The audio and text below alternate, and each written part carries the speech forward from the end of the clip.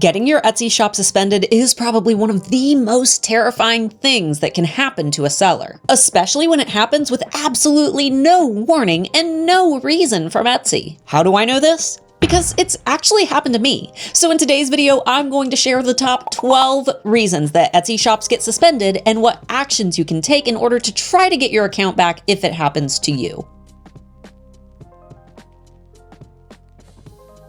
For those who are new here, my name is Starla, founder of the Handmade Alpha Academy for Etsy sellers and manager at erank.com, Etsy's most popular SEO tool. And over the years, I've read countless stories about sellers who have had their shops deactivated for seemingly no reason, which does happen. If you recently opened an Etsy shop only to log in and find a big red suspension banner on your dashboard, you may be wondering what the heck you did wrong. Before we dive into the details, I just want to take a moment to give a quick shout out to this week's featured shop. Hey you! Thanks so much for your love and support. For those watching, if you'd like to submit for your own shout out, just tag Handmade Alphas in a photo or screenshot of yourself watching this video, either in your Instagram feed or Instagram stories. 2 years ago, I opened a new Etsy shop for the sake of running some keyword experiments over at erank. And despite the fact that I'd followed all of Etsy's terms of use and policies as someone who's literally dedicated their life to knowing them, I still woke up to a big red suspension banner within 11 hours of opening the account. The top reason that new shops get suspended on Etsy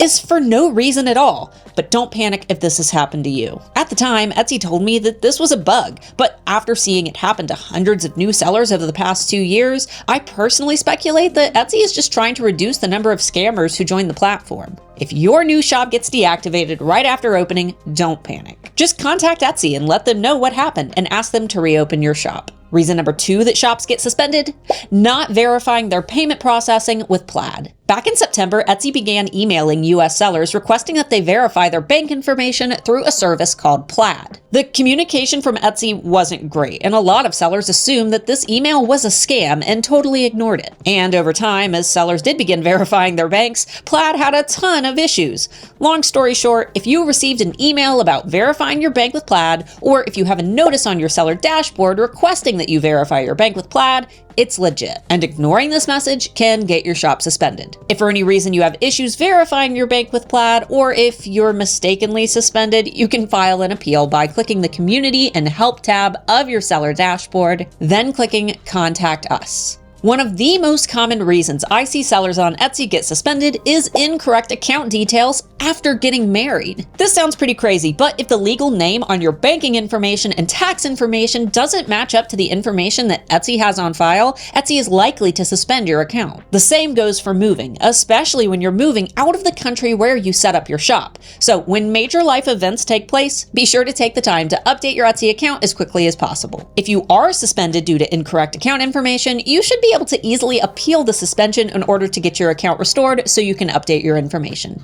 When you join Etsy as a seller, it's important to ensure that you're being honest about your location, even if you ship through a print-on-demand company. Over the years, many sellers outside of the US have attempted to spoof their location by utilizing a VPN, then setting up a print-on-demand shop that ships from the US in order to make it appear that they are a US-based business. But as you've probably already guessed, this can get your account permanently suspended with zero chance of recovery. So always be honest when filling out the essential and legal details of your account. If your shop is shut down for this reason, unfortunately, it's very unlikely that appealing the deactivation will help. Before listing product on Etsy, it's essential that you know what to expect in terms of listing fees and sales fees. For a full breakdown of Etsy's current fees in 2023, be sure to watch this video up here. Each month as an active seller, you'll likely accumulate fees for your listings and any sales that you've made. You have the option to pay these fees manually or enroll in auto billing to keep things easy. If you don't pay your fees, Etsy will suspend your seller privileges until your bill has been paid. So be sure to opt for auto billing if you're worried that you may forget to pay your bill on time. Etsy takes overall customer experience of its platform very seriously, which means that sellers who frequently break Etsy's rules run the risk of being permanently banned from the platform. This includes cases such as repeated reports against the shop, disrespectful communication with customers, or not shipping your orders. If you're banned from Etsy for any of these reasons, it's likely that you've been IP banned, which means that you can no longer buy or sell on Etsy and you have no option to appeal. And honestly, if you're not willing to ship items to your customers and you act like a butthead to your customers, Etsy probably isn't the place for you anyway. Every time I cover copyright and trademark violations on my channel, I get a ton of hate from people who don't like the laws associated with copyright and trademark. Or they comment with a bunch of reasons why I'm wrong for stating the rules. But whether you like them or not, the laws are clear, and I'm just the messenger. You cannot legally sell anything from movies, television, books, music, celebrities, video games, or famous characters of any sort unless they are in the public domain or you have purchased a license to sell them. Buying a Disney fabric to make a craft with is not the same as possessing a resale license. And the first sales doctrine only covers the purchase that you made for the fabric, as that was the first sale. You are not authorized to resell these items. Creating fan art of a character does not authorize you to profit from that character's likeness, even when you've done so in a style that is completely your own. I know there are a lot of sellers who violate these laws, but just as many sellers get shut down for it. So before you comment on this video, I beg that you watch this video up here where I talk about the legalities of copyright and trademark rules on Etsy, as well as this video up here where I talk about a couple who was recently sued for selling Disney-themed merchandise. Copyright and trademark violation is the most common reason I see sellers get suspended permanently on Etsy, and accounts are very seldom restored after being banned for this reason. So when listing on Etsy, make sure that you understand copyright and trademark laws. The best way to stay safe is to only list original concepts or designs that you've come up with yourself. Before starting an Etsy shop, it's important to understand what is allowed to be sold on Etsy and what isn't allowed. Unless your item is handmade, a tool or craft supply, a vintage item that is at least 20 years old, a print-on-demand product that you've designed, or a digital item that you've created, it likely cannot be sold on Etsy. And even if your item does fall into one of these categories, it still needs to abide by Etsy's terms. For example, you cannot sell anything that represents hate, violence, drugs, illegal animal parts, or items that promise metaphysical claims. I'll have a full list of items that cannot be sold on Etsy in the link section of my video description.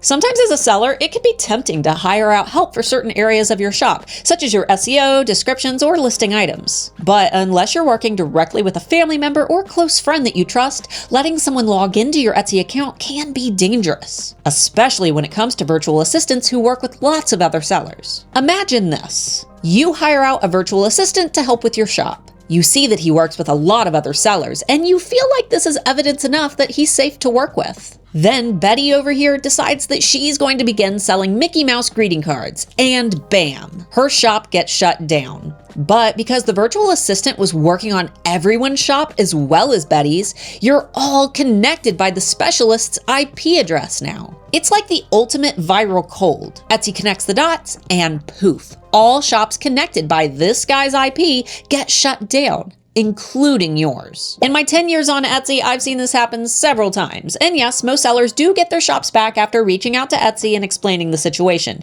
but it can take a lot of time and explaining. So even if you do work with a virtual assistant, never give them your login information.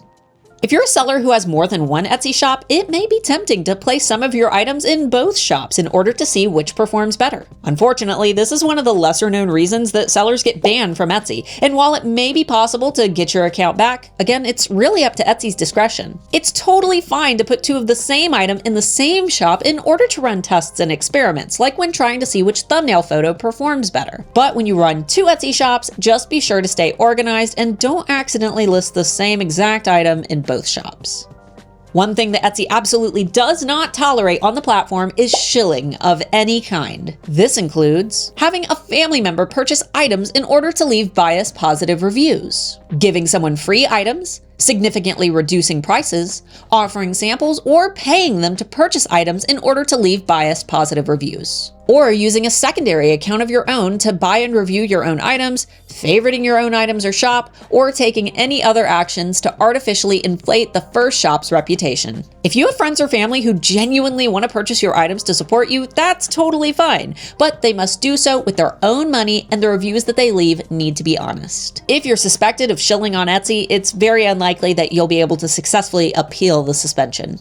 Before we jump into the last reason that shops on Etsy get suspended, I wanted to quickly shout out my latest freebie for sellers that struggle with traffic and SEO. My all-new Etsy SEOodles toolbox is a collection of my very best SEO tools and resources, all laid out in the exact order that I recommend for maximum results. If you're not getting the traffic and sales that you want on Etsy, your SEO may be the problem. And with this toolkit, you'll be one step closer to better visibility. To get my free Etsy SEOodles toolbox, you can click the link up here and down below. All right, back to business. On Etsy, fee avoidance by directing shoppers off platform is another common reason that sellers lose their account without even knowing that they've broken the rules. For example, some sellers will accept custom order slots by creating a listing at a low cost such as $1, which customers can purchase in order to reserve the commission slot. Then the seller will communicate privately with the buyer to outline the details of the custom order and determine the final price. This is all fine to do on Etsy, but once you determine the price for the custom order,